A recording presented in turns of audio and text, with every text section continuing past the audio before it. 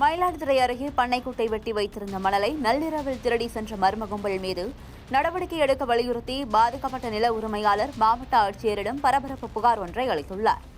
மயிலாடுதுறை மாவட்டம் தரங்கம்பாடி தாலுகா காட்டுச்சேரி கிராமத்தை சேர்ந்தவர் சந்திரசேகர்.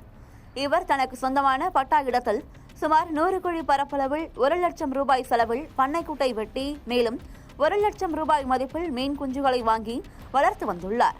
பண்ணைக்குட்டை வெட்டிய போது கிடைத்த மணலை தனது சொந்த இடத்திலேயே சேமித்து வைத்திருந்தார்.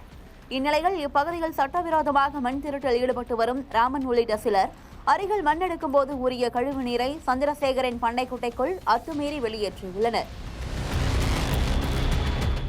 இதனால் குட்டையில் வளர்க்கப்பட்டு வந்த மீன்கள் அனைத்தும் வெளியேறி சந்திரசேகருக்கு பெரும் நஷ்டம் ஏற்பட்டது. இதுகுறித்து அவர் 1100 என்ற கட்டணமில்லா தொலைபேசி எண்ணிற்கு புகார் அளித்துள்ளார். இப்புகார் மீது அதிகாரிகள் நடவடிக்கை எடுப்பதற்கு முன்பாகவே ஆத்திரமடைந்த ராமன் மற்றும் அவரது ஆட்கள் கடந்த 13ஆம் தேதி ஹிட்டாச்சி இயந்திரம் மற்றும் லாரிகளுடன் வந்து சந்திரசேகர் பட்டா இல்லத்தில் சேமித்து வைத்திருந்த மணல் முழுவதையும் கொள்ளையடித்து சென்றுள்ளார். இதனால் அதிர்ச்சியடைந்த சந்திரசேகர் தனது வாழ்வாதாரத்தை அழித்து பட்டா இடத்தில் இருந்த மணலையும் திருடி சென்ற நபர்கள் மீது சட்டப்படியான கடுமையான நடவடிக்கை எடுத்து தனக்கு நீதி பெற்றுத்தர வேண்டும் என மயிலாடுதுறை மாவட்ட ஆட்சியர் அலுவலகத்தில் நேரில் வந்து மனு அளித்துள்ளார். சார், தரங்கம்பாடி வட்டம் மயிலாடுதுறை மாவட்டம் காட்டுச்சேரி கிராமத்துலேருந்து நான் வரேன். அதாவது சார், 3 அடி தோண்டினாலே பர்மிஷன் உண்டு. எங்கள் ஊரில் 15 அடி ஆழத்தில் பல குட்டைகள் இருக்குது. கிட்டத்தட்ட என்னை பொறுத்த வரைக்கும் ஒரு 1000 கோடி ரூபாய்க்கு உள்ள மணல் திருட்டு நடந்திருக்கு. இதை வந்து சம்மந்தப்பட்ட அவங்கவுங்க குளத்துல அவங்கவுங்க பட்டா இடத்துல தோண்டிக்கிட்டு இருக்காங்க. அவங்க தோன்றது போக அடுத்தது பக்கத்து வயல் நான் வந்து சாதாரண கூலி வேலை செஞ்சுக்கிட்டு இருக்கேன். அதில் உள்ள மணலை வந்து நைட்டோட நைட்டாக இரவு 12 மணிக்கு மேலே எல்லா மணலும் திருடப்படுது. நான் ஒரு பண்ணை குட்டை 1 லட்சம் ரூபாய்க்கு தோண்டி 100 குழியில பண்ணை குட்டை வச்சிருக்கேன். அதுல உள்ள வந்து 1 லட்சம் ரூபாய்க்குள்ள மீன் வாங்கி விட்டு வளர்த்துட்டு இருக்கேன். இவங்க இரவா அந்த மணல் திருடுறதுக்காக அதுல வெட்டுறப்ப உள்ள ஊர்ற தண்ணியை என்னோட வயல்ல திறந்து விட்டோன்னா அதுல உள்ள மீன் எல்லாமே வெளியாயிடுச்சு. மறுநாள் நம்பி கேட்கறதுக்கு அடைச்சி கொடுத்துட்டாங்க. அடைச்சி கொடுத்தாலும் எனக்கு அதுல 1 லட்ச ரூபா நஷ்டமாயிடுச்சு. சரி, இனிமே தோண்டாதீங்க அப்படின்ட்டு நான் வெளியூர் வேலைக்கு போயிட்டேன். மறுநாள் நான் உடனே தமிழ்நாடு இந்த 1100க்கு கம்ப்ளைண்ட் பண்ணியிருக்கேன். கம்ப்ளைண்ட் பண்ணி 30 நாள் சென்று திரும்பி எந்த ஒரு இதுவுமே ரெஸ்பான்ஸ் இல்லைன்னா திரும்பி நான் அதே நம்பருக்கு கான்டாக்ட் பண்ணி கேட்குறேன். கேட்ட உடனே திரும்பி அந்த மனு என்ன இன்னொரு டைப்பு இது பண்ணிக்கிட்டாங்க. அக்செப்ட் பண்ணிக்கிட்டு உங்களுக்கு நடவடிக்கை எடுக்கப்படும் அப்படின்னாங்க. திரும்பி எனக்கு ஃப்ரெண்ட்ஸ் ஃபோன் பண்ணுறப்ப பார்க்குறேன், உன் வயலில் வந்து ஒரு 100 டிப்பர் மணல் அளவுக்கு அள்ளி இருக்கு. பண்ணைக்குட்டை தோண்டின மண்ணை வந்து நான் வந்து அடித்து வச்சுருந்தேன். அதை வெளியேற்ற முடியாது. அதில் மீன் வளர்க்கறதுக்காக நான் ஆட்டு பண்ணை வைக்கிறதுக்காக வச்சுருந்தேன். அதில் உள்ள வந்து 20 ரூபா ஒரு 100 டிப்பர் இந்த மணலை எடுத்துட்டாங்க. போய் கேட்கறதுக்கு நான் திரும்பி குத்து தரேன். என்னோட பர்மிஷன் இல்லாமல் என் நிலத்துல வந்து பட்டாவில் வந்து எடுக்கிறாங்க சார். பகல்லையே கிட்டாச்சிலேருந்து 2-3 டிப்பர் பெரிய பெரிய லாரிக்கு மணல் வெள்ளை மணல் எல்லாம் எடுத்துக்கிட்டு போயிட்டே இருக்காங்க. எந்த அதிகாரிகள் பர்மிஷன் கொடுத்தாங்க இன்னும் வரைக்கும் தெரியல.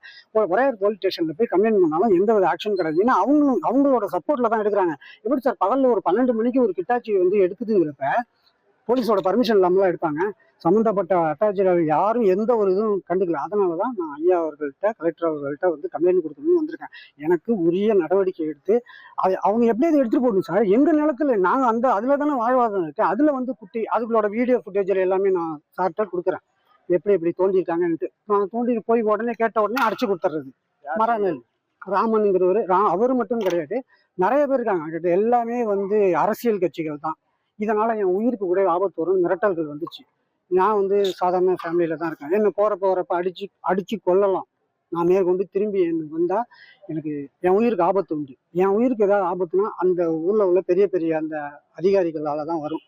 மணல்லாம் கொஞ்சம் நெஞ்சு நீங்க அதை வந்து ஆய்வு பண்ணி பார்த்தா 1 குட்டை 2 குட்டை இல்லை சார், கிட்டத்தட்ட 30-40க்கு மேல உள்ள குட்டைகள் எதுக்குமே பர்மிட் கிடையாது. எல்லாமே இல்லீகலான உள்ள குட்டை.